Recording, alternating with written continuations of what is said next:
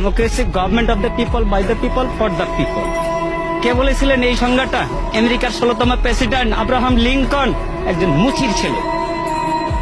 সেই গণতন্ত্রের কি আছে? আপনি নিশ্চয় বলতে পারেন আমি কম বেশি শিক্ষিত। অবশ্যই কিছু শিক্ষিত।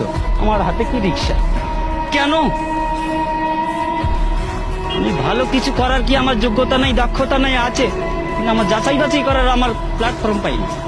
তার আগে ওনারা খেলা শুরু করে দিয়েছেন, খেলা হবে, খেলা হবে। আরে কি খেলা হবে? আপনি কি খেলতে চান? কি খেলতে চান? আমরা তো এই দেশের জনগণ, সাধারণ মানুষ। আপনি আমাদের কাতারে আসেন, তারপর খেলা কাকে বলে আমরা খেলবো। আপনিও খেলেন।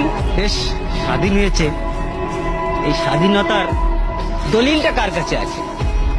দলিলটা কার কাছে আছে? ওই বলেছিলেন না, ভুট্টো সাহেব বলেছিলেন, যাও তোমার দিল্লির পূর্বদের কাছে যাও। সেই দিল্লির পূর্বদের কাছেই আছে, যে কারণে তোমার ওই মাসি পিসি সম্পর্কটা। আমরা ইলিশ খেতে পারি না, তুমি পূজার সময় 35,000 টন দাও, বৈশাখে দাও, আর ইলিশ দিয়ে তোমরা খাইতে চাও। আমার আছে 42 বছর বয়সে, আমি পাইনি আজ পর্যন্ত নিজের হাতে নিজে রোজগার করা টাকা দিয়ে এক পিস ছোট হোক বড় হোক একটা ইলিশ মাছ কিনতে। আরে বৈশাখ মাসে আমরা ইলিশ দিয়ে পান্তা কোথার থেকে? লবণ দিয়ে তো খাওয়ার সুযোগ পাই না।